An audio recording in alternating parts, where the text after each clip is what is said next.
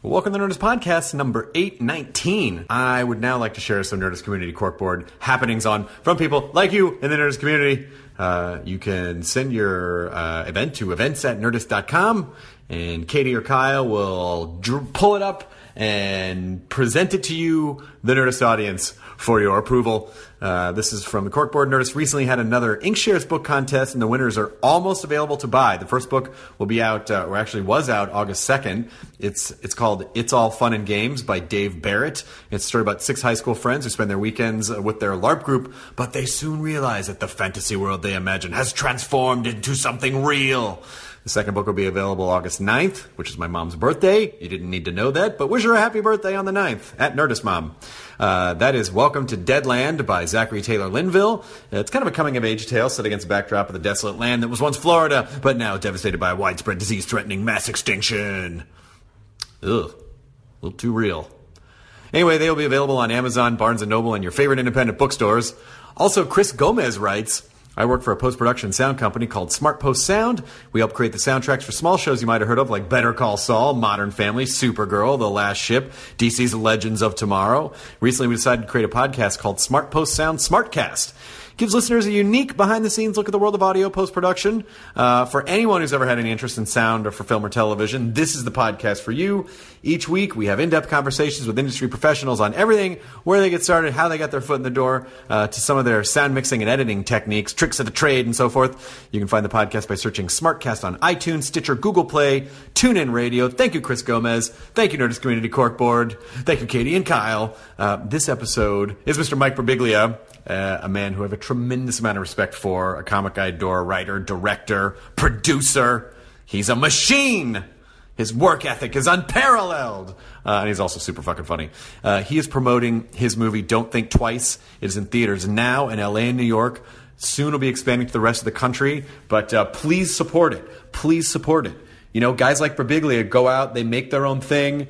You know, so many times people complain about, movies are too commercial and they're too this and there's too many reboots and there's too that. Hey, fine, if you feel that way, then you need to go out and fucking support people like Mike Birbiglia who are going out there and making shit on their own. Or you need to go out there and make shit on your own. So go to a theater, support the art of film and comedy. And go watch Don't Think Twice. It's kind of about, well, he describes it in the show. It's kind of about an improv group that some of them start to become successful, some of them don't, and it's just about the dynamic of the group. Really funny, and Mike is a ridiculously talented individual. And now, here's the Nerdist Podcast number 819 with Mr. Mike Birbiglia for Pete. Now entering Nerdist.com.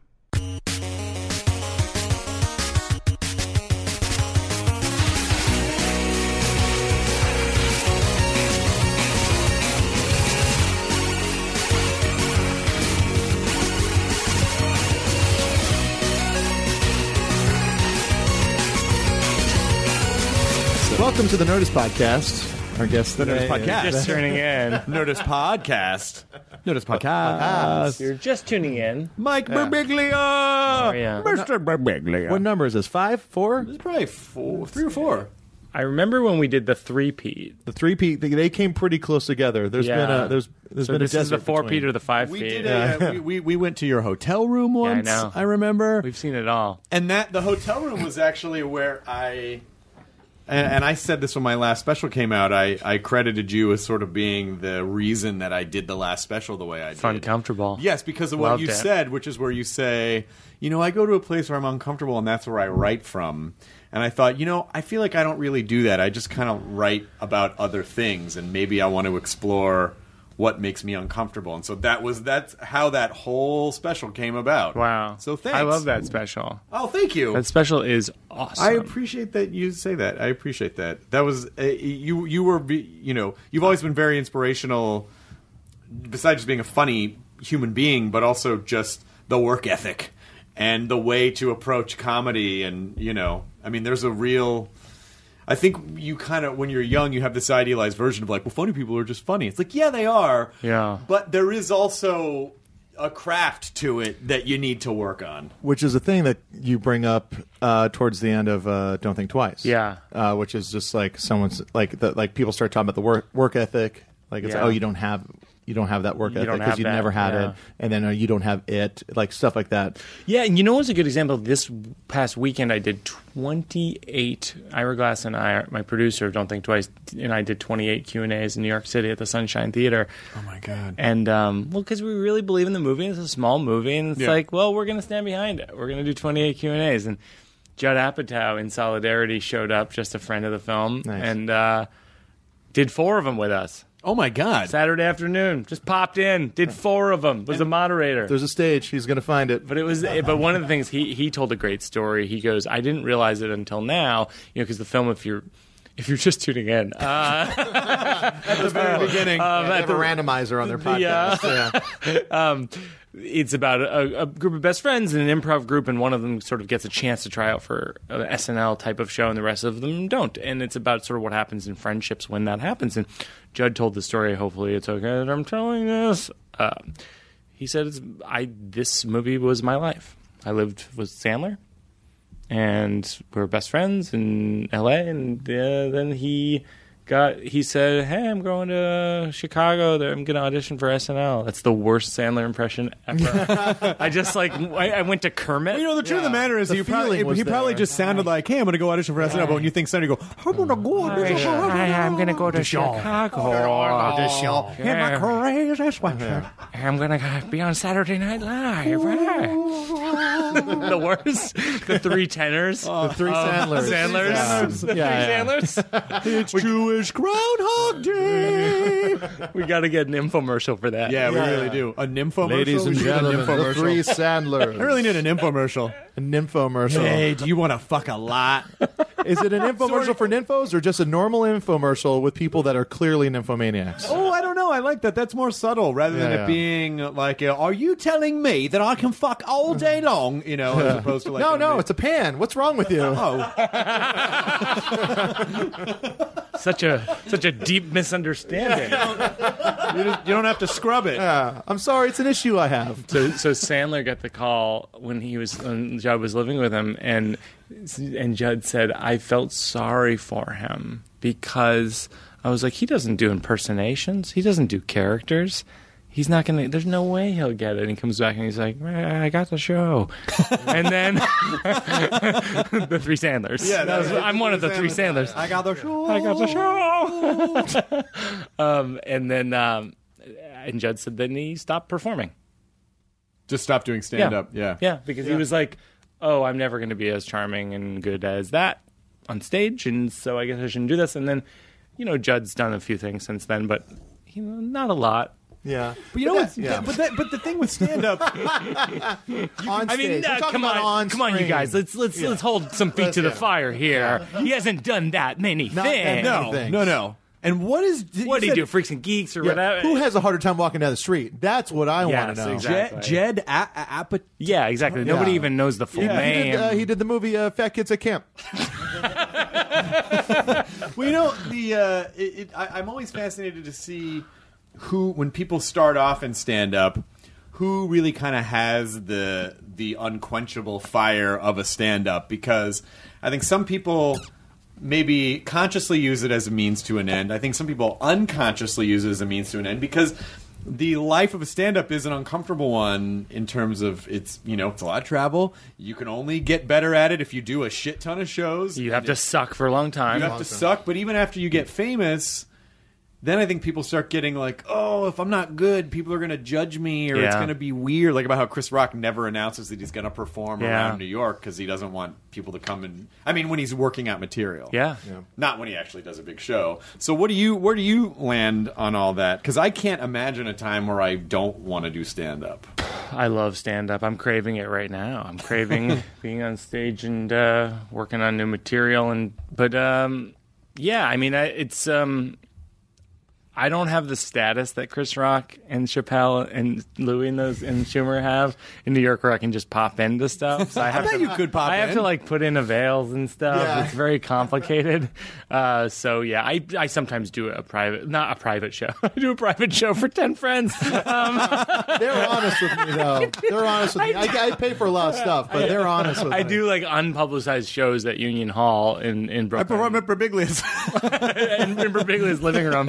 But yeah, Union Hall, because it's down the street from where I live, and it's an awesome comedy venue. One of the great American comedy venues that seats 90 people. You guys, of course, have that. It's one of my favorite venues. Well, there's kind of a renaissance in LA comedy right now where the Comedy Store is amazing now. Oh, really? And Improv is fantastic now. Wow. And so everything's kind of, and Meltdown's really fun, and UCB's got 2 theaters, and so it's a really... I'm so jealous of Meltdown. It's a good... Guys have that. It's a nice little spot. You know what it is, but it's also... Meltdown's very spoiling in the sense that it's so great that you might go other places and be like, oh, this joke really killed. I mean, it's really good. I think it's a great place to try brand new stuff. Well, that's how I feel about anything in Chris Gatherton and I both do... who's in the movie, both do a lot of stuff in Brooklyn and a lot of stuff in Manhattan. We go to Brooklyn, which I think is your Meltdown, to tell jokes to our friends. Basically. And then we take it to Manhattan for what people think. Yes, with the swath. People who already don't have the luxury of liking you ahead of time. Exactly. I'd say that's the worst part about Meltdowns. Every week I have this safe space I can go and just goof off, and everyone knows me, and I get laughs. And I forget that if I go anywhere else, it's not the same. And that silence is so punishing. Yeah, it's in weird other because places. it's like it's me, it's Jonah. Me. Is it possible that I could play you the laughs that this got somewhere else on my phone? You're a Pakistani man that can stand next to me. But that's really the that's really sort of the allure is comedy. A lot of comedy is about very much what you said about discomfort, and when you get too comfortable in a space, I think it's good to balance. I think it's good to do all kinds of Oh, of course, yeah. But, obviously, the longer you do comedy, it's like, oh, this feels really good. These people already know me. I don't have to do as much work. It's so easy to get lazy because, or not lazy. I think it just depends on what you want. But no, I think lazy is right. I think I see specials from certain people who have huge fan bases, and I'm...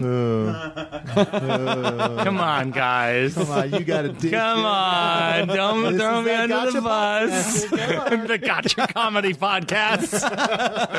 I didn't see it coming, even though it's called the Gotcha Comedy Podcast. I thought we were just hanging out like friends. And then I admitted who were overrated comedians.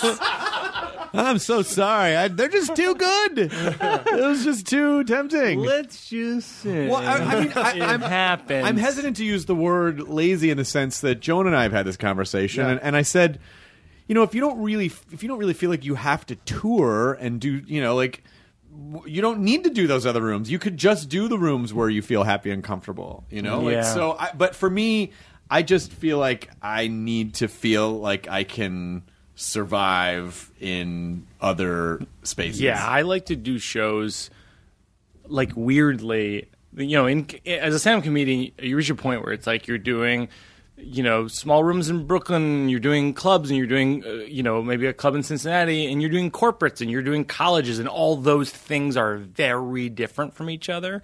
And I even like to think like, when I do like a corporate event like that's private for like some insurance company or something, like where you literally can't win. Yeah. Like they don't never heard of you. Well, you can't even feel bad about that though. But I like doing those in some ways to like feel the pain of like, okay, so there's like 3 minutes of that 40 that can work anywhere. But what's interesting though is that I don't think there's anyone who can really work anywhere, and I think that's I like to call it pre-Vatican II comedy. That's that comedy from the 80s, like before the reform happened, where the audiences got savvy. I think there was an 80s style comic who sort of felt like... Wait, what? But okay, in this, where's the Vatican II? Is it the podcast era? No, I think it was after the comedy bubble burst. So after the comedy... 92. Okay. Yeah, I think after 92... then everything became a lot different, and I think that old school, like, you should be able to go into any room, no matter what, in a moment's notice, kill. Yeah. And I mean, I think that's a nice ideal, But I do think in general, it's like a Boston comedy approach. I think Yes. so Yeah, because I do very think in aggressive, general, throw it, not let's every win. joke works everywhere. Like it's there. But there is there's a humanity that you're trying to go towards that you want to work everywhere. Like I tell a story on one of my first albums, Sleepwalk with Me, about having a bladder tumor when I was 19, and I couldn't crack that forever. I couldn't make it funny, but it's like the fun, comfortable concept. Yeah. Like once you can make that funny, can I curse? That shit works everywhere. Yeah, you can, but thank you so much for asking. Okay, great. You can. This is the Gotcha Podcast. Potty mouth, Mike Birbiglia. Oh, man, Shitting on comics, to use his terminology. I mean, I knew it was called the Gotcha Comedy Podcast, but I didn't make the connection. No. They made me swear, which I'm normally not comfortable doing. I mean, I just lost it in there. It just all fell apart. But that's why, and that goes to the thing with my movies. Don't Think Twice is we wanted, when we were testing it with audiences, we wanted it to work with older folks and younger folks. Like the coolest thing was this weekend with the Q&As. This guy stood up and asked a question. He goes, I'm the oldest person in this room, and I wanted to hate it, but I loved it. and Are you sure it wasn't an Oh Hello character? Well, I'm familiar with that show, but I don't believe it was. And that was the biggest compliment. I said, "What's your question?" But he didn't have one. But My question is, who am I, and how do I? And can you call a hospital? It's so close to that. That's what he sounded like. But that was very affirming. Is this idea of like that it's for old people and young people, and it's for all. That's the goal. You want it to hit. You want everybody to laugh at the human element of it. But do you feel like if you have something that speaks to literally everyone, then it kind of doesn't say anything? Like, is it possible to speak to everyone and still have substance? But I think I think that's what, if you want to get real wonky with it, I think that's what's kind of life affirming for comedy nerds about Louis, is that you go, everyone likes him. That's pretty good. I don't know if everyone. He's really popular and he's really good. Yeah, he is. That's rare. No, I know, but Yeah. I think that's what's exciting about his rise in popularity in the 2000s is like you just go, oh, okay, it can work. I mean, I think you're good and you're popular. I think he bridges he definitely bridges the gap. Like he can do alternative rooms, he can do mainstream rooms, but I bet there are rooms that people will be like, why is this guy so, why is he talking shit about his kid? I mean, I feel like there are people somewhere that would be like, well, that is offensive, Yeah. But I agree. In terms of broadest, someone who can reach everyone, Louis, Gaffigan, I think Bill Burr probably, I've seen him win over rooms. Kathleen Madigan's like that. Put her in any room in America. Yeah. Crushes. Yeah. And I don't know if I feel like it's necessary for me to be that. Do you feel I like get that. it's necessary for you to be that? Clearly, my career dictates otherwise. No, I don't think it is. I don't think I strive for that kind of widespread appeal or success. I think about some of my favorite bands are bands that no one will really, and I don't say that to say like I like obscure bands. I mean, easy high fidelity. Yeah, exactly. But some of my favorite bands are bands that no one will ever hear about, and that's fine. It doesn't take anything away from how much I like them. Right. And it's like, if you're going to start bringing in, is it successful art if not everyone knows about it? If only a few people know about it, but they really like it. I think that's an ego pursuit. I think when people don't like something that everyone likes anymore, it's more about them than it is the art. Yeah. Because it's more about them going, I have a need. I need to be addicted to liking obscure hidden things. And once they're not hidden, it holds no intrigue for me. Then you don't really like that thing. You just like the concept of liking things that no one else knows but about. That's from the fans' point of view. I'm talking about from the artist's point of view. Like, is it bad that there's for example, like a band I really like called the Weaker Thans. A lot of people know them to where they had a career where they made a good living off of music. But you say that word and no one really knows what you're talking about. Does that take anything away? And even the Pixies weren't all that popular in their time, and now are like one of the great all-time rock and roll It's bands. like the idea of like Nirvana. They're more successful commercially than the Pixies, but creatively, is there any difference? Well, I don't know. I think it's a very complex question with a very complex answer, because I think it depends on why the artist does it in the first place. Yeah. Do they do it because they love performing? Do they do it because they want to hear 30,000 people screaming? Do they do it because they just need to be up on stage? Or is it there's so many different reasons why people do things. Well, I mean, with this movie, I've been traveling around doing these like free improv workshops in like 30 different cities. So we've been like with our coach from the movie, Liz Allen. She taught our faux improv group to do improv as a group and created Group Mind, and they came to town early, and it was this cool thing. And now we're doing these free improv workshops, and then she teaches improv, and then I talk to improvisers about sort of how improv principles relate to directing or acting or any kind of creation. And I always just say, I think there's a complete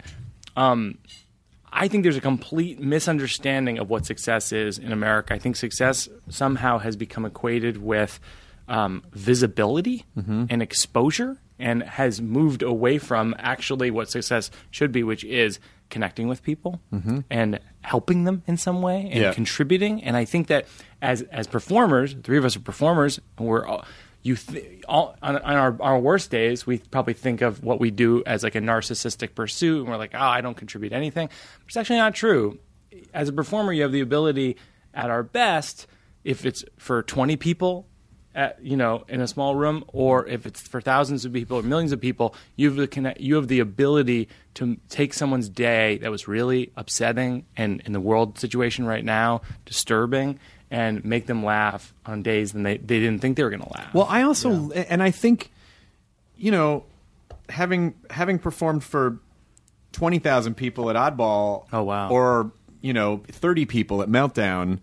They're totally different experiences, but I love performing for like 30 people in a small room, because it's so intimate, and comedy really should be intimate. Yeah. And being able to connect with individual people and really feeling like, I'm not just talking at you.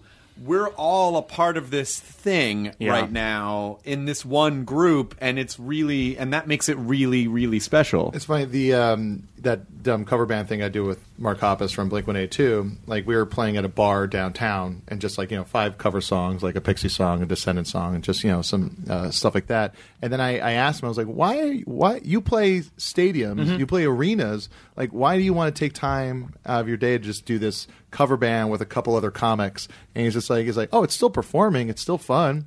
And like this way, I can actually see the faces of the people I'm playing to. It's just it's a different dynamic. And our manager Alex Murray said something once that really I liked a lot, which is he said it's okay to be you can be a quiet success. Like, I don't think I'll ever play Madison Square Garden. I don't think I'll ever be able to fill Madison Square Garden, and I don't care. Like, You mean the worst comedy venue on earth? that we all pretend is the brass ring of comedy? Exactly. Oh, you have a laugh? Well, you might as well throw it in the gutter, because I'm not going to hear it there. It's the biggest lie that we've told ourselves, that that's the brass ring of comedy. I don't know how that rumor got started. Yeah. I don't know, because I think it's kind of what you said. I'm not going to say who I went to see their comic, but I did not stay. Say it. Nope. Say who that shitty comic was. Wait a minute. What are you guys doing to me? Nothing. We're just asking questions. You're trying to get me to say a comic that I don't think is that good? No. On to a different topic. Last 5 people you saw at Madison Square Garden. Let's see. I saw Speed rounds. Springsteen. It's not a good venue. The point is, it's not a good venue. I did my last show, Thank God for Jokes, off Broadway for 4 months in a 250-seater, the Lynn Redgrave Theater, and I've never felt more connected to audiences in my entire career. 250 seats. I think that's a perfect room. Well, I think it's very telling that when Chappelle will do these residencies in San Francisco, he does the punchline. I know. I opened for him in one of those, and I loved those crowds. Too. It was amazing, because it's the energy of 200 people in a packed room, I think is better than 500 people spread out in a large room with high ceilings. And Todd Glass always says that ideal number for a comedy room is like 150 to 200 people. It's so easy to make a show. It's so easy. You put candles on the tables. You put up a curtain. You just make the audience feel intimate. You know what? You want to fucking fail. Fuck you. You want to fucking fail. I'd say one of the key things is low ceiling. Like a low ceiling is key. Because it traps in, laughs bounce up and down. You mean like Madison Square Garden? Or like Madison Square Garden. Real low ceiling room. There's a basement I played there once. I think sometimes the basketball players hit their head on the ceiling. But it's just the games are more fun and exciting. It's a bringer basketball game. You have to bring if you bring 100 people, you get to play. Yeah. But LeBron is like, I got to play basketball in that comedy room. The one in the basement of the grocery store. Yeah, that one. The sightlines are terrible. But I think there's also something subconsciously subversive about. Like, a comedy room should feel a little dirty, I think, in the sense that, maybe we shouldn't be here, maybe we shouldn't be talking about this. That's why some of the rooms that make no sense on paper are really great. Meltdown is really just a storeroom, and there are posts in the middle of the room, and the ceilings are super low. Acme in Minneapolis, same way. Which, by the way, is it support? If you're listening to this, support petitions online to keep Acme open. Yeah. What? It's one of those. It's one of those. Who's trying to close it? Well, it's fucking like it's the same thing that we talk about in the movie. In Don't Think Twice, the beginning of the movie is they lose their lease on their small theater because it's like it is prophetic, weirdly prophetic, a Trump building coming in. But it's happening across the country, sort of the Trumpification of towns, where they move in condos or whatever to places that are cool. The reason they're cool is because of comedy clubs like Acme Comedy Club, and then they can't afford to stay in the place that they made. Yeah. I mean, that's like the building that Meltdown is in. There's always rumors bubbling up because of what's happening in Hollywood. They're just tearing down buildings and putting. Well, the crazy thing is, if you take out the cool places to go and you just put an apartment, sooner or later people are going to go, well, it sucks to live here because there's nothing to do, so let's move out. And but you might get a Tender Greens. Oh, really? Yeah, you might. Oh, the salads are so good.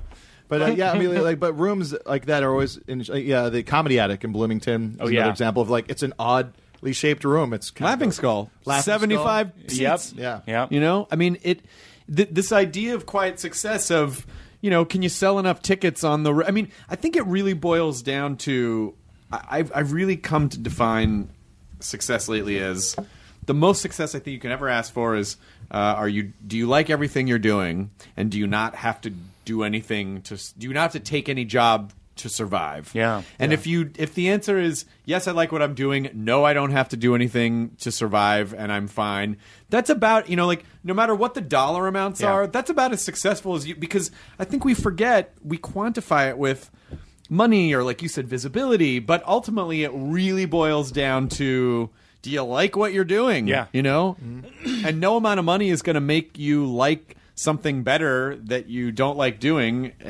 so I remember a long time ago I was working somewhere and Jason Alexander came up and people were like, whatever happened to that guy, huh? Right. Like, I guess he just on Broadway. Yeah, and that's the thing. And it goes back to your thing about it's visibility that these people are projecting on. It's like, if I can't see them, they're not doing well. But like, he made a bunch of money on a sitcom and then he went back to just doing stage stuff, and he's probably pretty happy. Yeah, unless he needs the visibility. Well, the visibility isn't really – it's just sort of a weird business because, the visibility helps in the sense that you might get more work opportunities because, companies, networks, whatever, film companies, that guy is in – I've seen him in stuff. Let's bring him in a thing. Let's get him in a thing. So it does provide more opportunities. But in terms of any kind of real value that it has, it doesn't have any there's no real value or substance to being in a lot of magazines or tabloids or whatever. And even, I even think in Schumer's case, I think it probably is not fun for her because she has started to appear in tabloids. And now it's tough for her just to be the comic that she was because everything is put under a microscope. And it seems like... I was on tour with her for Trainwreck last summer, and... It was like traveling with the Beatles, and where people would it would be the cliche of people banging on the window of the SUV kind of thing. Or like the guy It's who like wild. I did not envy kind of that. grabbed her Yeah, and it was doesn't like, look fun. I own you. You need to take this picture Yeah. with me. Like, well, she's a human being, and she's not. That's why I like really respect people like, and if people aren't familiar with him, look him up. Daniel Kitson is a Oh, yeah, UK Kitson, yeah, comic British comic, who's yeah. one of the greats, and he doesn't do TV specials. He doesn't do talk shows. He just decided and he's extremely popular. Yeah. One of the most highly regarded comedians in the world, but most people haven't heard of him. He Right. makes a great living. Yeah. Although the UK, I think UK comedy, I'm always a little jealous of it because basically, long form pieces. well, not only that, but audience is patient. the landmass. It's like, if you could just perform in California, Yeah. and you could just keep touring. No, I in know. a circle Jimmy around. Carr was doing 200 dates a year in theaters all over the UK, and he wasn't leaving the UK. Yeah. God damn, everything's probably- just a few hours away by train. Yeah. But a lot of the stuff, the idea of success and what people want out of performing is talked about in Don't Think Twice. Yeah. Where you kind of took a improv group and each one of them has a different idea of what they want to do creatively Yeah. and what it takes. And that did you kind of just base that off of different facets of your own ego or like people that you think about? It's definitely pieces of me. Like when I look, like who I aspire to be is like Gillian's character, Yeah. Sam. Like just like let's do it for the Full reason of doing it. integrity, full artistic. She's like the heir to Del Close kind of thing. Yeah. And then Keegan's character is very ambitious, and I have that. I directed 2 movies, for God's sake. Yeah. You have to have some ambition. Yeah. Well, to do yeah, that. and legendarily, you're the guy who rented an office and said, "I'm going to write from 9 to 5 like it's a job," and and really treat it seriously and not just hope that I come up with stuff. Yeah, but you did also have that guilt that comes with success, like leaving some friends behind. Yeah. where the character they're like, oh, we're all going to check out this new theater space, and he's like, maybe I don't go right now to the TV show. Right. Yeah, I mean, I was the idea came out of this thing where after I directed Sleepwalk with Me, I was kind of, I'm sure you guys do this after you finish like a big thing. You're like, how did that happen? Yeah. Like you look back and you go, how did I complete all those things? Because directing a movie is like unimaginably difficult because you're essentially executing 9 art forms simultaneously on the screen between music and acting and sound design and production design and photography.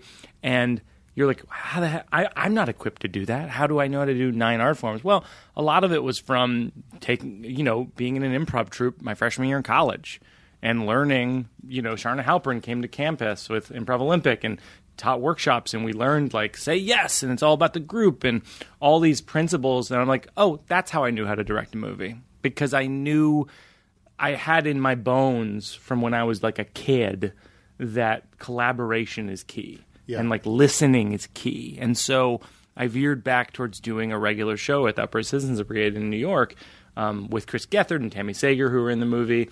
And then on any given week, it would be like A.D. Bryant if she was around, or Vanessa Bayer, or like started doing an Connor improv show out Ratliff. there? Yeah. I've been thinking about doing that out here for. Yeah. I miss it so much. I love it. I love it Yeah. because it's not, you don't prepare. It's, Yeah. you just, it might go well, it might not go well. It costs $5. No Yeah. apologies if it's Yeah. not good. Yeah. I love that Yeah. aspect of it. And then I started doing this improv show, and then my wife made this observation when she saw us one night. I think it was like that night. It was like really great. It was like Ellie Kemper and A.D. Brian, like a bunch of people. And my wife goes, it's amazing to watch this group because everyone's sort of equally funny and talented, but yet like she's a cast member on SNL and she's a movie star, and this person lives on an air mattress in Queens. And when she said that, I just thought, oh my God, that's a movie. I just wanted to see that as a movie. And so I just started writing it kind of feverishly over the course of, a few months. And then after I had a draft, it was refining it over a year and a half. And Were you writing it while you were doing Thank God for Jokes? yeah. And Because that was like a pretty down set show. Yep. Yeah. Well, I did 100 cities with Thank God for Jokes, and then I sat it off Broadway. So it was this set. past Like year. you could just show up and do the show. I So could, your yeah. days were your brain was a bit more free. Yeah, and I would write, I would go to a coffee shop from like 7 a.m. to 10 a.m. and write. I always try to write before I'm afraid of the world. That's a great way to say that. I shut off my internet. I shut off the email, and I tried to write. I think there's a Ginsberg line. It's like first thought, best thought. Just like put it on the page, like whatever comes out, and then edit later. It's like the Hemingway thing, like write drunk, edit sober. Yeah. And I don't drink, but. Like that, but I don't drink like Hemingway. Yeah. But more like Mickey Mantle. But in my case, it's like write sleepy, edit awake. It's really I try to write early before I'm like I literally am not fully awake when I was writing the screenplay. That's when some of the best stuff comes out. It's funny to hear you say when you finish a big thing like that, you go, "How did I do all that?" My first thought is always, how do I do that again? Like, I have no idea how I'm going to do that again. Maybe I'm out of... And I think one of the fun things about having done comedy for so long was getting to that point where I was like, jokes aren't all that precious. It's like they're... some of them work, some of them don't. Yeah. If one doesn't, maybe I don't... it's thinking I should know all of the jokes in the world now...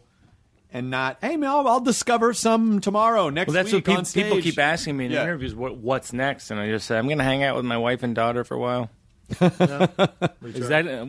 We don't have a title for it. Life, I think. Right? But we did start a Twitter account. There's going to be some Instagram videos, daily some Snapchats. vlogs. We have a development deal. It's funny because I have a hard time being in Los Angeles. Which is where we are right now. That explains the fidgeting and the irritable. No, I'm relaxed. You're starting to undress. I analyzed it because I have a lot of friends here, you guys and Mulaney and Kroll and a bunch of people, and I sort of analyzed it and I realized that it's Hollywood itself that I have a hard time in because you're looked at for what your value is, right? And I have a very low value. I don't make people a lot of money. And so it makes me feel bad when people treat me based on my value. And so, I'm staying with friends in Manhattan Beach, and my wife and daughter and I go to the beach in the morning, like at 8 o'clock, and then I head here for work. It's a long drive, but it's like we get to have like... Well, let me ask you this, because you have that career track where you genuinely work on stuff you care about, and you make stuff that you love, and... It all does. I feel like it does well, actually, because you get to keep doing. Yes, no, and that's the bottom line. It's but doing well enough that I get to make more. But it'll be one of those things where I bet eventually. I know where this is going. What? That I'll sell out in some way, and the studios will say, what you could do is make a movie for $30 million. No. I think what'll end up happening is one of these things you make is gonna catch fire in a way where it's like Mike Birbiglia was nominated for an Academy Award for this thing, and then all of a sudden all of those value hunters are going to knock on the door. And so how are you going to be okay with that? Will you process it? Will you reject it? Will you embrace it? Can you compromise with it? It's a great question. And I think that ultimately I think you have to do what you love and not what you like in order to continue making something you're proud of. Like whenever I send some, if I say to my Twitter followers or my Facebook friends, like I really would appreciate it if you come out to this, I make sure that it's like really, really good or it's the best I can do. Yeah. And I feel like that's a sacred bond in some ways. Like your relationship with your fans is like it matters if the stuff you're putting out is good. And I've kind of leaned away from doing stuff that I can't put my name on at all. And so as long as if those people come knocking on my door, what I'll say is the same thing that I said to, this movie has a higher budget than my first film. And I wanted, I'd love to make a movie with you guys. It's this awesome company, Cold Iron Pictures and Film Arcade. I need to have final cut on the movie. I need to have final approval of actors. Like there's all this stuff that in even like I had final cut of like trailer and poster because I can't handle people like marketing in a way that makes me cringe. Right. Sometimes you see like great comedians and then their poster for their thing is just like, ooh. Right. That's kind of painful. Yeah. Well, especially if they don't. Which one would you think is painful the most? Yeah. You must have a top 5. Wait, what are you guys No, doing? I'm just saying, like, nothing. Was it like maybe one for like? No, was no, it like a yeah. Madison Square Garden Oh, poster? you're or- trying to get me to... No, We're just having a conversation. Yeah. We're just trying to find out we're what your you friends. like It's and what you us. don't like. Yeah. The other two Sandlers. Yeah. It was a Chris Hardwick poster. What? Gotcha! Oh, my God, no! Fucking knew Yeah, I knew it too, and I got him, and now I feel bad. It's a uncomfortable poster. That was my only way out of this. Because we're looking into each other's eyes. Staring at each other's eyes. Yeah. Oh, that was. I just got back from Comic-Con, and that was the thing you just said made me realize why I cherish experiences like Comic-Con is. I feel like so, and it's also one of the reasons why I've been playing so much Pokemon Go, is that so many of our experiences are conditioning us to isolate ourselves from everyone. Yes. Even though you're connected to billions of people ostensibly on the internet, you're still really just like a lot of times you're interfacing with it alone, and you're interfacing with a machine and text. It's all very cold, and it's very depersonalized, and so experiences where you have to go out and interact with people and look them in the eye and engage and be part of a community, which is very much in the spirit of improv. Yeah. I feel like is really, it's effort, but I feel like it's really, really, really important. It's so important. I always say whenever we are out doing these improv workshops, there's this line there's a great oral history book of the history of Second City and the Compass Players. It's like this thick. Yeah. It's called Something Wonderful Right Away. And it's got it's a good thing to have on your nightstand, because it'll be like a chapter of Alan Arkin talking, a chapter of Elaine May just talking, and it's really candid because it's from like 1981. It was like before they knew to censor themselves, so they'll like throw each other under the bus. It's like Ann Mira and Mike Nichols and all these people, and there's Severin Dart and all these people saying like some pretty critical things, but they're all. I think it was Paul Sills who said, and I completely believe this, is like on any given night, anywhere in the country, whether you're in Phoenix or San Francisco or Chicago, you can create on stage with improv, and this goes for any piece of theater. You can create the best performed, best written, most topical, provocative, and thoughtful piece of theater that exists that night anywhere on earth. Yeah.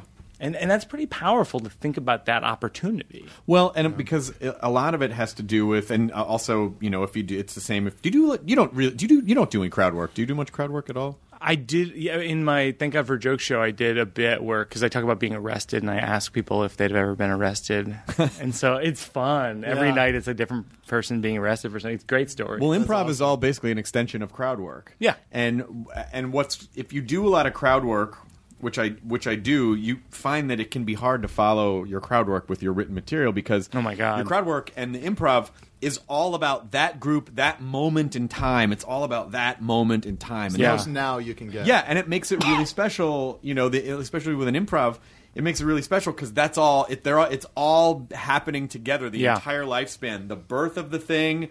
It's all the way through its death at the end. Yes, it's all right there. And I feel like it's harder to. I feel like that can be so much more special than writing something and hoping that people connect with it in a way. Yeah. There was last night I watched Don't Think Twice, and I followed it up with the Thank You Del documentary. Oh yeah, that's a great one. Yeah, it was a nice little improv movie. Todd Bieber's documentary. Yeah, it's fantastic. But there is a footage of Del directing a show and like George Wendt is in it. I think Tim Kazurinsky That's is right, in it. yeah. He's directing a show at Second City. It's got great footage. It's amazing, like tons of stuff, and like a cool story within it about this group from Missouri that came out to do the Del Close Marathon. It's a really great movie.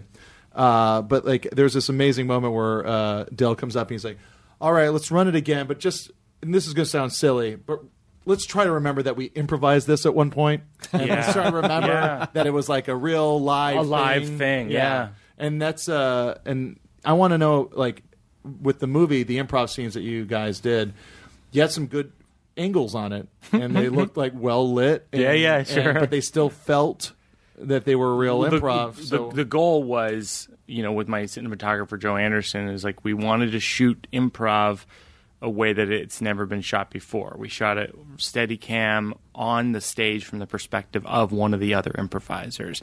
So it feels like a dance sequence or a fight sequence. And so these feel like your friends.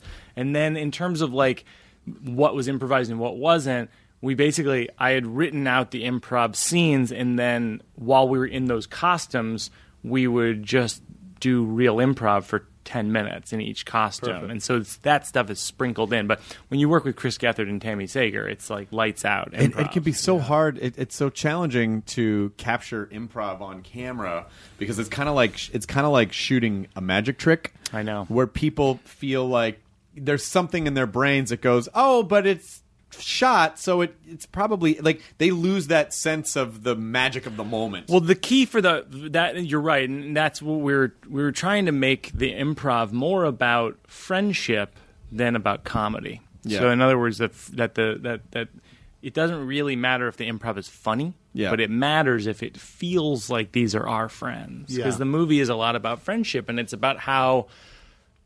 often, friends, like when I was writing the movie, I wrote this phrase on my wall. I wrote, art is socialism, but life is capitalism. It makes perfect sense. No one ever says it in the movie, but it was like the guiding principle for all the scenes. It's like, what's a movie like that? Like where you see that like this group of best friends, which is like, they're called the commune. What happens when someone gets SNL? Someone, is getting opportunities that other people don't.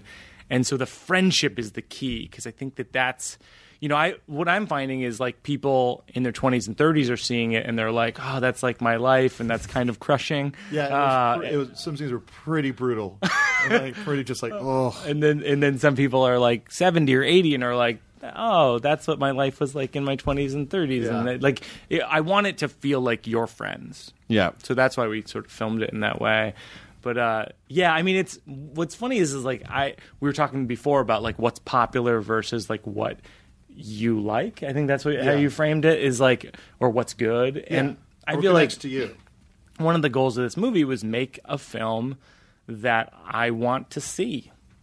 And I feel like movies that are dramatic and comedic are not really greenlit in the studio system right now. Yeah. I feel like movies like The Big Chill and Hannah and Her Sisters and broadcast news are like in the 70s and 80s, they used to be studio films, and now they're indie films. Yeah. And it's like kind of a bummer. Like even a movie like Almost Famous is like, I feel like that movie's not being made right now. Well, because the studios are run by marketing departments now, and I think they don't know how to market something like that. Well, how do we market? Is it... who was the worst improviser in the group?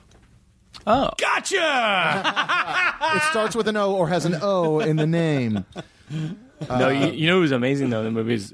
Gillian Jacobs had never improvised before, and she's phenomenal. Really? I was never improvised? Not really. She was phenomenal. Yeah. I mean, really, because whenever she's been on At Midnight, she's fucking amazing. Yes. Amazing. She's like a classically trained actress, yes. right? She went to Juilliard.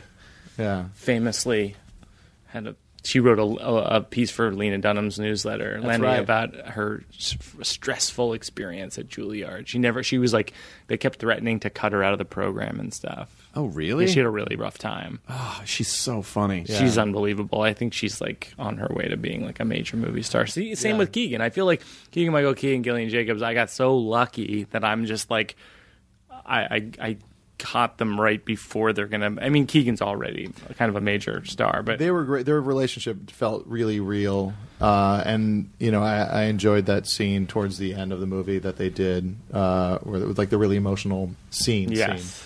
And it was just. It's funny because when it first revealed that they were together, I guess because I like know them both, I was like, oh, they're kissing, like they're kissing. But then, like they're such grounded, and that's what makes them such good comedic actors, is that they ground everything in like the most truth. But Keegan's a classically trained actor before he was a sketch comedian. Well, I think part of the I think I know, right? Well, that's like. By the way, I saw on Obscure Media, which is a subreddit that I adore. Yeah. Someone posted a 1985. It was Tom Brokaw was doing a story on Jim Varney. He was story on Jim Varney, who's the Ernest, and it was right when the... Wait, is this the same guy who did Three Sandlers? This is the Drew Sandler's guy? He does Brokaw also? Let Yeah. me say, You don't know? We're the two Brokaws. I have a lot of rain from Looking Brokaw for a to third. Sandler. The three Brokaws? Three Brokaws? I don't know about that. Oh, sure. After the break. So they showed this. So that it was right when the Ernest commercials took off, and it was done. When you see how they were made, it's very much like how kind of like the viral low end campaigns are made now. A guy came up with a character who's not Jim Varney. They shot all the stuff at his house, like in South Carolina. But there's all this footage of Jim Varney doing Shakespeare, and it is fucking incredible. Yeah. He is, and even at the very end, he does this soliloquy and then looks down at the camera and goes, "Know what I mean?" Oh my God. And it's so mind-bending, but you realize, it's sort of what makes really great artists great is that you don't see the infrastructure behind you don't see all it's so And of course, effortless. Larry the Cable Guy. Is Yes, of course. Classically trained. Yeah, he was in the Footlights. He played the Guthrie for years. Yes.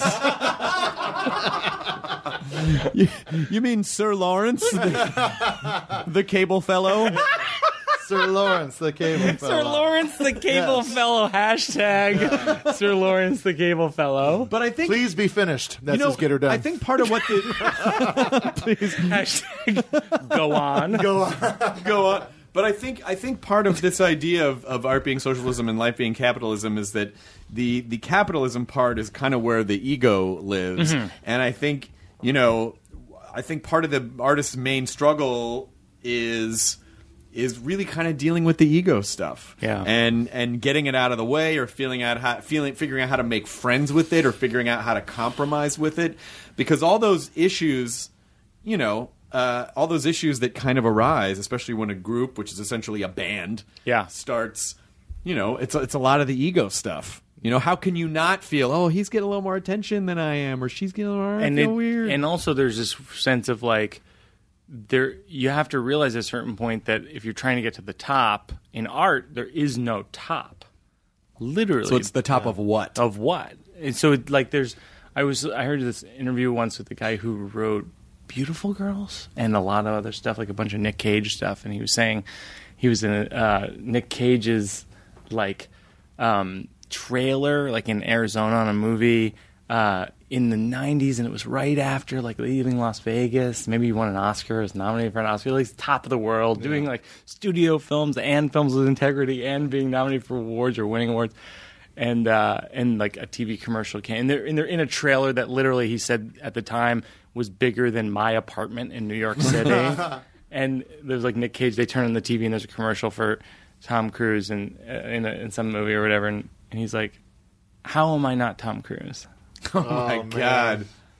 That is, it's Dimitri Martin told me a story once where he was talking with Albert Brooks, and then Steve Martin came up, and Albert Brooks got visibly Are there upset. more name drops in this story? There could be.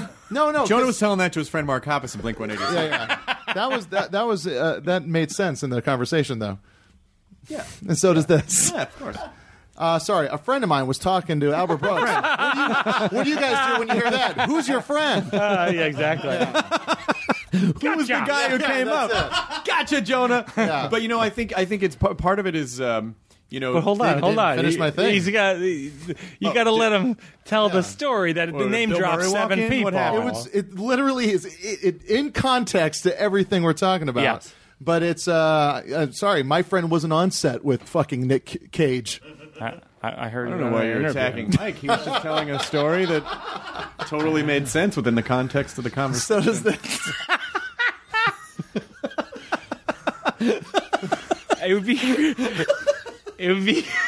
be funny if you guys had a separate Nerdist podcast that was just like inappropriate segues. Yeah. Oh yeah. Where it's just like, here's the footage that got cut out. Yeah, that would be most of the episodes. Though. Yeah, we record like 3-4 hours of this, and we just cut out to the most usable 50. And then the real nerds are like, what's actually great is Nerdist inappropriate aside. it's better. It's much better than it's the real better. show. Yeah, but the fact is, Albert Brooks, like Steve Martin came up like in conversation, came up, and he got visibly upset. He's like, "That motherfucker Like he they're both comedy legends, Right. but he still has an issue against Steve Martin. Well, I to think this day. I think it God. probably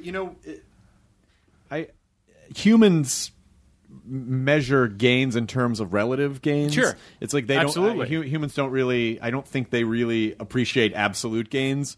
Yes. You don't go. If someone gives you $100,000, you go, "Oh my God, they gave me $100,000," and you find out they gave your neighbor $200,000. You'd be like, "Oh, why did he get 200?" It's like people are just kind of wired that way, and I don't know what the. I'm sure there's some I'm sure there's some sort of evolutionary function to. Maybe it's. Chris Gethard always says, he goes, if when you look at your friend who your neighbor who has an in-ground pool, you're like, how come I have an above-ground pool? Right. Yeah. It's so stupid, but we all have this weird jealousy thing. I don't. I think part of it is.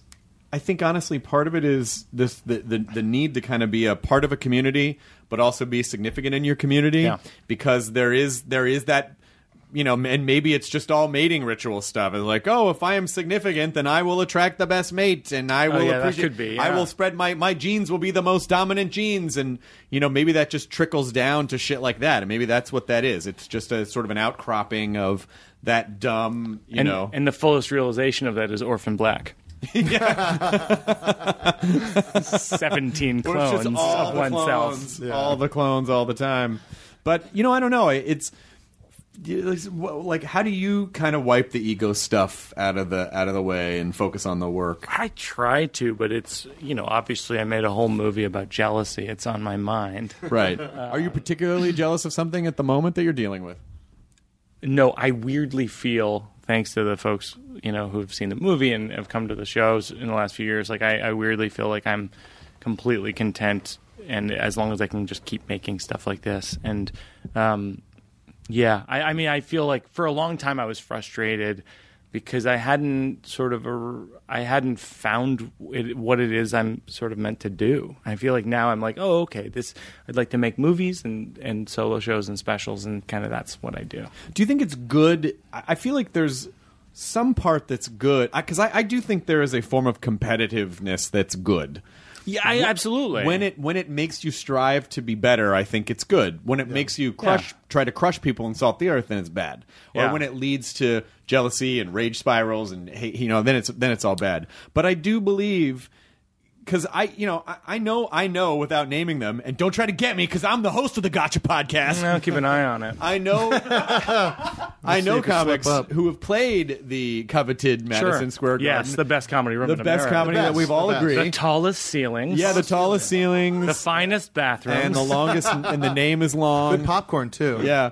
That's what I want at a comedy show. That they will kind of go like, oh, but I'm not Zach Galifianakis, or I'm not someone who can do like the alternative rooms, or I'm not.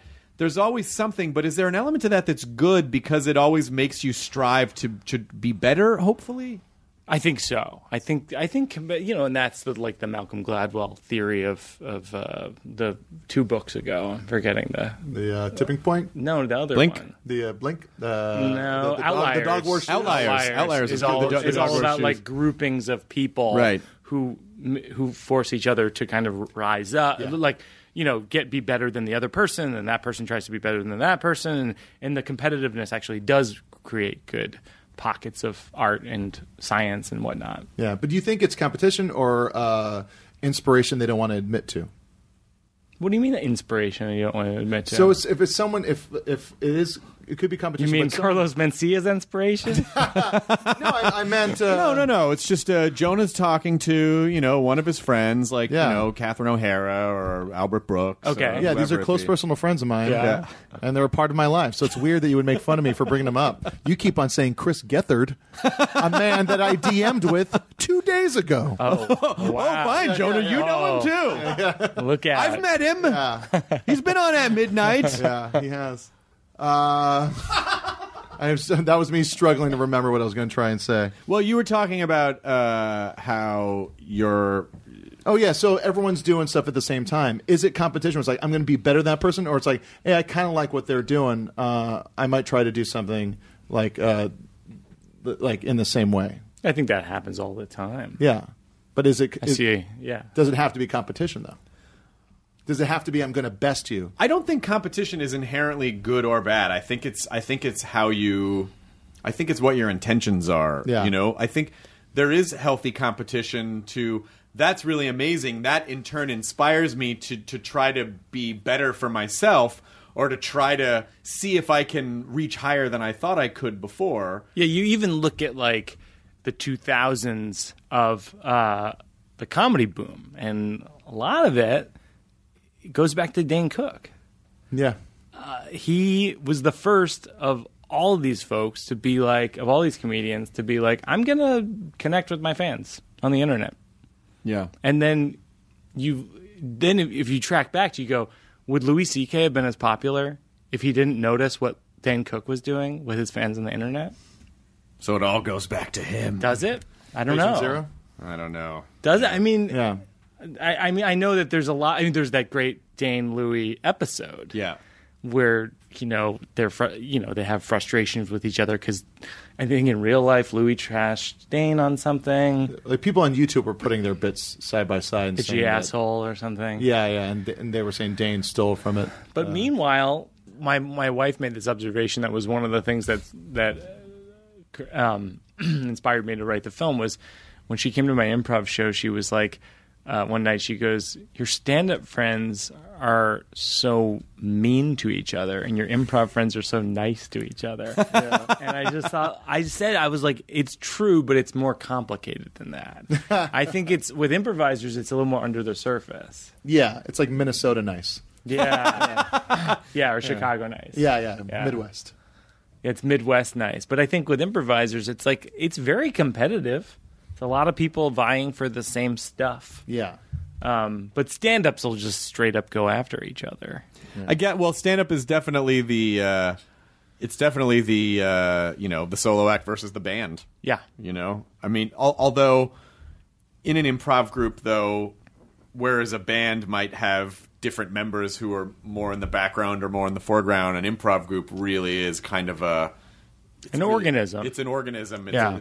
and it functions exactly the way it does because of that group of people. Yeah. And any rotating in or out changes the chemistry of the group. I saw this group this week at UCB Theater in New York at a Herald night called Women and Men, and we had actually, Liz Allen and I had done a little workshop with them like a few weeks ago, and I was just like, oh, they're too good, like they're going to break up in like 3 weeks. Like sometimes you see an improv group and you're like, they can't last Do you think- because they're too good. Should an improv group last, or do you feel like that it should, that they all should, that it is an experience of a period of time? I And think it's an experience of a period of time. I mean, you look at I look at my favorite like improv groups, and Upright Citizens Brigade, the original four, were incredible. You'd probably would see them in the late '90s. You and I were both in New York in the late '90s, seeing early comedy. 2000s, yeah. Early 2000s, where they would do ASCAT, and it would just be like, I literally can't believe that this is improvised. It's so good.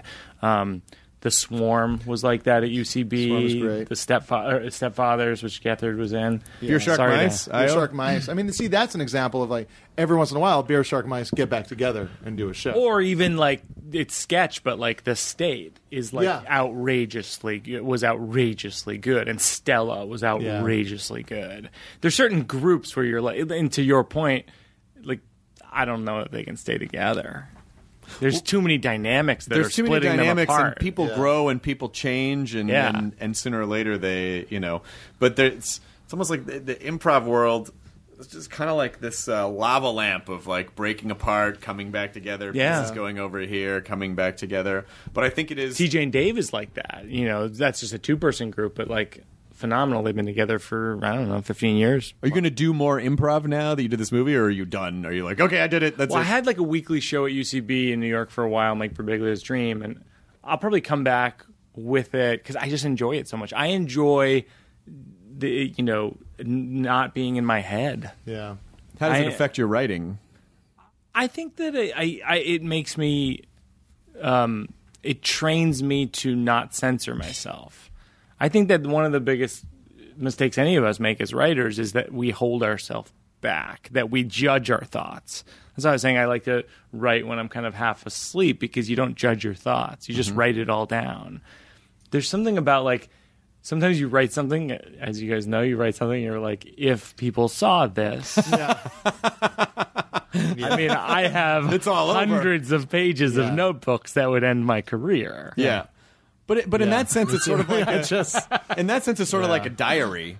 You know, It is a diary. Yeah. Yeah. I mean, It's still your thoughts on paper. A lot of my best stuff is stuff that I write in my journal at night secretly, and then eventually I read through it and I'm like, I could try to say that on stage. Well, what's the worst thing you've written in the last 6 months?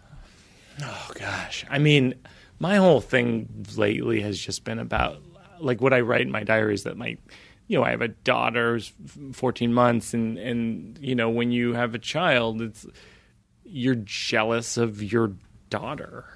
Like because you have your wife and your daughter, and they love each other so much, and you're there too. You're just like this milkless, pudgy loser. You're essentially the vice president of the family. It's like huge title, no power, also oversees Congress. And that's sort of like the essence of my journal for the last few months, and I'll probably end up writing a lot more about that. Just about how, you feel, envy towards your... Mike Birbiglia hates daughter, jealous of subjugation. Gotcha! Yeah. Oh, man! God damn it! I knew it! I should have... No, but it's, it's tough. It's you... And you, with children, when you have a child, you just experience all these things where it's an unstabilizing experience. And that's actually what's wonderful about it and what's hard about it. It's destabilizing.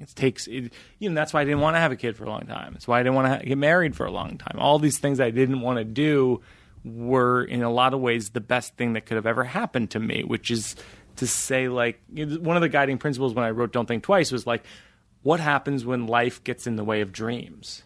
And in some ways, that's what my experience has been like being married and having kids. It's that's my life. And my dream would be that everything is controlled, and I work this many hours a day and this many hours a week, and I create this many movies per year, this many one-person shows, and it's no, it's actually good to shake that up and be like, maybe that's not going to happen. Yeah. And if you did have that, I just feel like people rarely know what's good for them. People rarely know what's going to make them happy because you just kind of have these idealized versions in your head of if I do this thing and follow this ritual or follow this band, then everything will be amazing. And then you do it and you're like, I feel empty. I feel Absolutely. weird. Yeah. Something's not right. We're all going to be dead in 20 or 30 years anyway. And it's God, really? Jonah, I have some news. Oh, God, why now? Well, Is it the cancer? The AIDS? Gotcha. gotcha, Jonah. I don't have either? Well, at the end, we'll tell you. All right. Tune in next week. We'll be right back. No, but it's sometimes I think in those terms, it's we're all going to be dead in 20 or 30 years. And it's I'll be lucky if I make one thing that endures in some way. And so it's why should I be obsessing over a comedy? I get so mad that Louis, I love Louis, but he's the only person who can pull off doing a special a year. Everyone else was me too. And it's nope. Yeah. You should not be doing that. Can I say something? Slow down, fella, to be named later. Or lady. I do want to say something. I do want to say something without starting. Literally don't want to start any crazy thing because I'm a huge fan of Louis. But there are times where I feel like the race to put out a special a year, there are moments or bits of his where I'm like, oh, I just wanted to see that more developed, or I wanted to see... It's the same as Woody Allen movies. Well, exactly. I just wanted to see a little more of that. I mean, that's just my personal preference. Just one more year of really... Because he's such a... He's such a deep thinker, yes. And he really does write complex bits. And I think the race to get an hour out every year, it's some stuff just...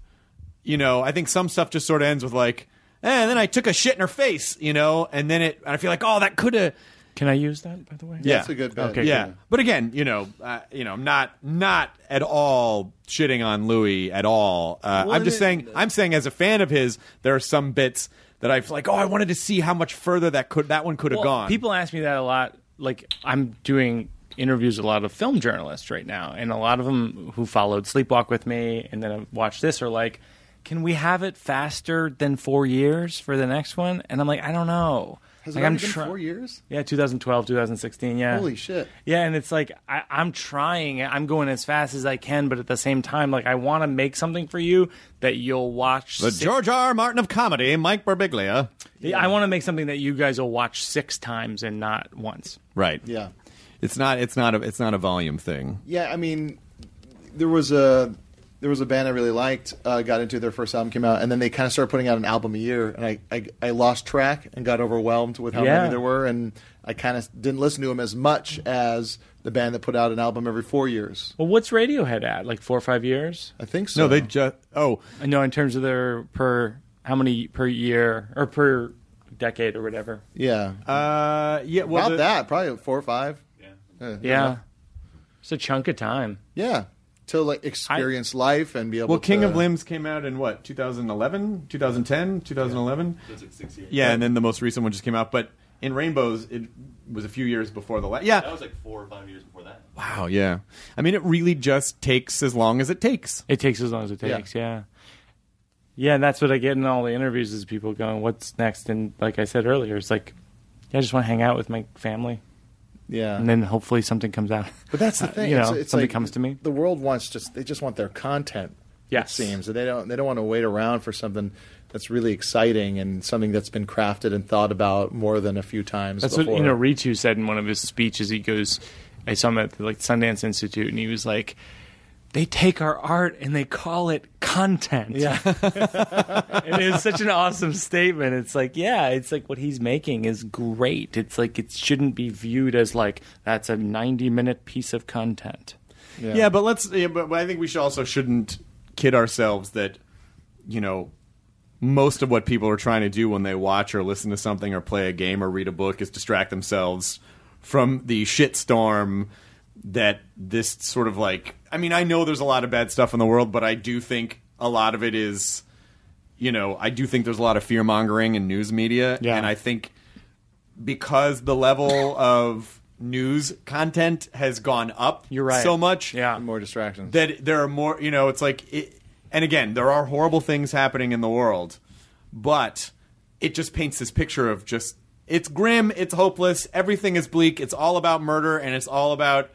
it's all about the worst things you can think of, and I really do think people are overwhelmed, and so the art has become content as escapism, as a daily escapism, So I do kind of understand that, and I think as content creators, we should sort of understand the fact that the audience does want and need to counterbalance, yeah. and to escape and to find something where they don't have to, But there's so many people creating stuff that we can still take our time. We don't have to be the one person giving them everything. It's like right. Mike puts out a movie this year, and then next year I think the new Mike Mills movie comes out. And right. Mike Mills' movie Beginners came out in 2010. Yeah.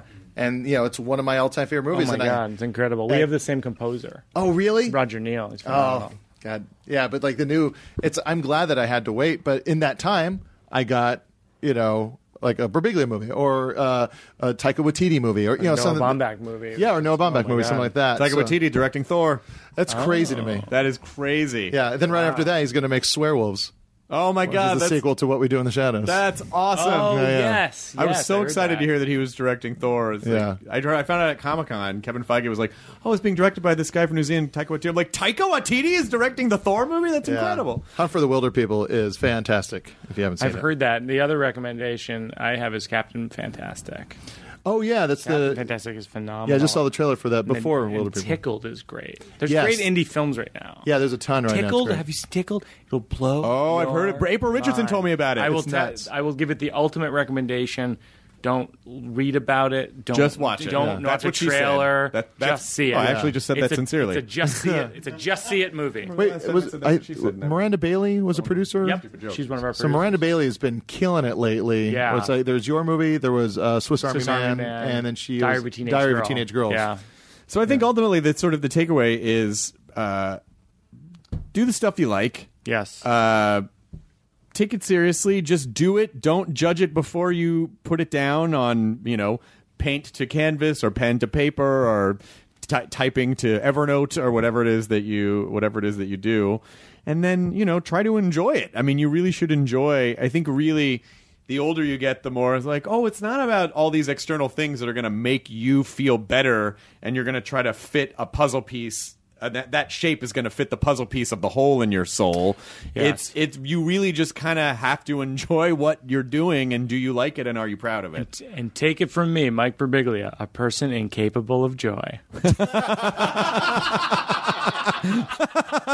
Thanks for the sound drop, buddy. We're going to be able to put the station ID on that. It's going to be really good. Station ID. Yeah.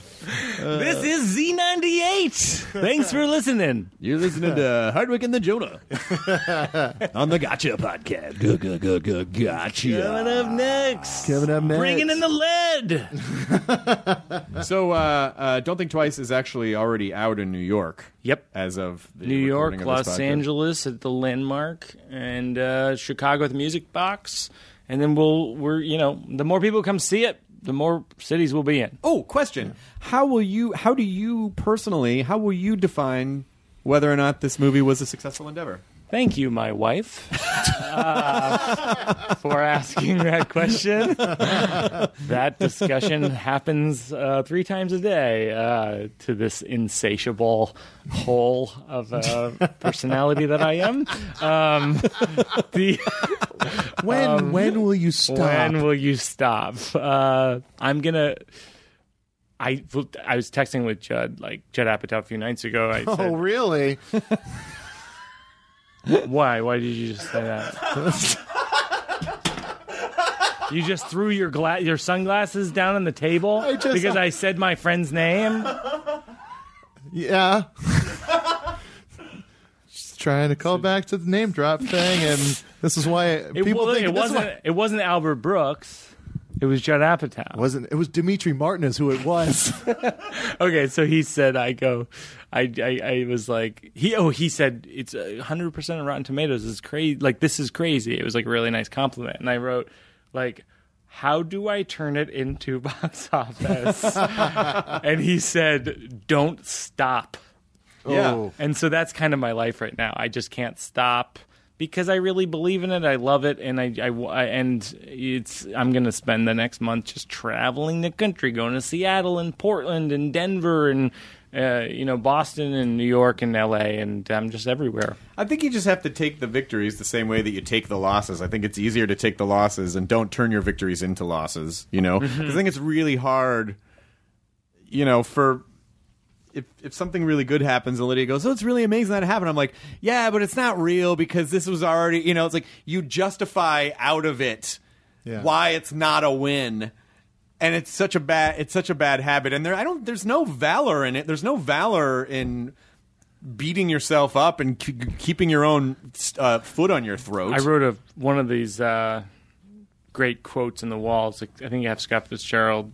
He said, when I was writing my movie up on my wall, it said, don't mistake a single defeat for the final defeat. Yeah. And I think that's part of the key. Yeah. You tend to get down when you take a loss or whatever. Maybe it doesn't do well at the box office or this or that. And it's like, no, maybe it'll live on and, it'll hit a moment in cable or hit a moment in whatever. People find it in 10 years. On this podcast, when you guys interviewed Cusack, that really blew my mind when he was like, I don't know for 10 years if a movie is going to hold up. Yeah. Or be, he goes, I think he said to you, like, people quote back to me, like, One Crazy Summer. And, like, at the time, like, we all thought it was a disaster. Right. And that like, really stuck with me. Yeah. And that Cusack podcast, if people haven't heard the interview, listen to that. He was great. Yeah, he was really great. It was like the Rob Zombie, the House of a Thousand Corpses movie Rob shot in the year 2000, and at the time it got shit on. It didn't do very well, but it's one of the things that people now are like, oh my God, that movie is like a legendary. And Rob was like, all it took was 10 years. All it took was 10 years to go by. Or even, I found out Citizen Kane. Spinal Tap, too. Sorry, Citizen Kane's a better example. But Spinal Tap's good, too. Yeah. But Spinal Tap I'd rather watch Spinal Tap on a daily basis. Spinal Tap's kind of the Citizen Kane of comedies. But right. both in the same, Citizen Kane got basically crushed by Hearst. And he was right to do it. Is that did Hearst himself take it down? I think he did, or I think a lot of campaigns. And so, but he was right to do it. And Chris, why would you say that? I just think he was right to do it. I'm just on the right side of things. He was the Rupert Murdoch of his time. No, let's not get crazy. Yeah. He was just a sensible man that would have done what any of us would have done. Some people in say the same yellow situation. journalism was a good move. Anyone would have done the same thing in that situation. Making hemp illegal. But what made it popular was when it started running on television 20 years later or 15 years later. And same thing with Twilight Zone, because I've been watching Twilight Zones at night in bed. And still strangely applicable. So many of us think like, oh, our problems are modern problems and they're unlike any. Right. But you watch Twilight Zone and they're basically all morality tales, and it's Black Mirror. It is Black Mirror, and they're all so applicable to today with just a slightly different filter. And that's a show that didn't do very well when it was on television. Is that right? Yes. That's why they I was reading that every year it was like the show would get canceled and then it would come back and it'd be on the edge. And Rod Serling was kind of this angry. He was kind of known as this angry man in Hollywood. Yeah, he died young of a heart attack. He had a heart attack at 50 and died. And Friday Night Lights. I mean, there's so many Development. Friday Night Lights. Yeah. No, I'm just saying to build on the point. There's so many things. There's so many things that you don't know, and it's because you can't control the external variance. You really, all you have is the moment to kind of enjoy the thing that you're doing. And I won't. Thanks for having me. This has been the Mike Birbiglia, which dovetails beautifully into Enjoy Your Burrito. Yeah. Quite literally. I always love having you on, and I really appreciated, it meant the world to me that you asked me about my special, and I sent it to you before it came out. And like that night, you would watch it, which was amazing, and it really meant a lot to me that because I have so much respect for what you do, and so it was one of those things where you're like, oh, I feel validated by someone that I really like, and it was really nice. It was really nice. I appreciate it. The feeling is mutual, and hopefully our competition that we both know is in the air will be fruitful for both of us. I've never directed a movie. I can direct a movie. I don't want to direct a movie. When am I going to direct a movie? I'm not a That'll major, get you there. I'm not a major media empire. I mean, I'm not. I'm not a singular major media empire that gets New York Times pieces about me. I don't. It was just one. It was just the one piece. It wasn't. I don't.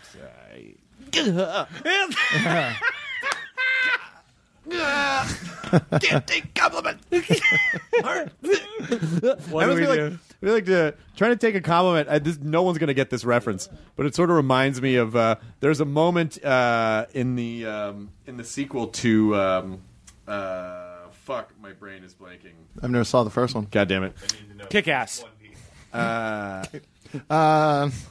Joss. It's the series. Miller's Crossing. It's a vampire series with the lichens and the werewolf. The Underworld. Underworld. Okay.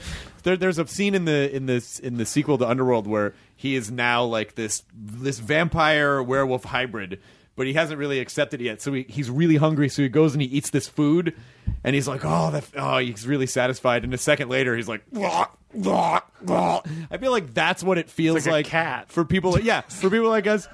To take a compliment. You can't feed a cat too much food because they throw it up. But man, do they want that food. Yeah, it just comes right back Boy, out. oh boy, can't stop him from that it's food. like a street cat. Yeah, we want the thing that makes us ill. Yeah.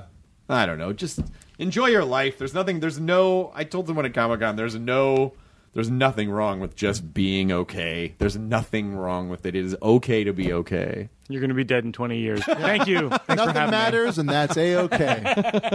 me. As Sarah Silverman says, we're all just molecules, sweetie. Yeah. I guess that's it. We did it. Mike We did Birbiglia, thank you for joining us on the Gotcha Podcast. We Thanks really for having appreciate me to it. the first edition of the Gotcha Podcast. I think it's going to be really big. Yeah, I think We're so. just going to get people on and get them to say things like they resent their daughter and that they, all the people that they don't like who perform at Madison Square Yeah, Garden. like Michelu. Is that one person's name? Or Just is... trying to see if I get any spark of any of these names. Dice. Yeah, it's Dice. Dice is the person I'm mad about. That poster. Oh, if I had that career! We all grew up wanting to be Dice, and then we ended up being a bunch of nerds. We ended up talking on a podcast. Hickory Dickory Dock. Yep. I'm so sorry. Wait! I got a callback to Larry the Cable Guy as a trained actor, but I can't come up with a good callback for it. Sir Lawrence. the Cable Gentleman, The cable fellow. fellow. the Cable Fella. Sir Lawrence. I wish I could have had that in an organic way. If you got it now. Sir Lawrence, the telly fellow. The telly fellow. The Tenno cable. I think it's cable. The BBC commentator. Yes, fellow. The end. Wow. Let's just have this fade down, Yeah. as though the conversation's continuing, like on Charlie Rose. They keep talking. Oh, okay. What do you think they talk about? Well, I don't know about you, but I'm going to go downstairs and I'm going to drink there. Oh, yeah, I'm sorry, who's this? You better keep that in. Charlie Rose. There goes your Charlie Rose potential. I just feel like... Oh my God, too much. Yeah, I don't know. It's like when He's- Kevin Nealon, remember, there was some sportscaster character he would do on SNL. Brent Musburger. Yeah, that's right. He would just hold his Oh my God. fingers out. Brent Musburger. It's like, Oh my God, I totally have to go. Get out of here.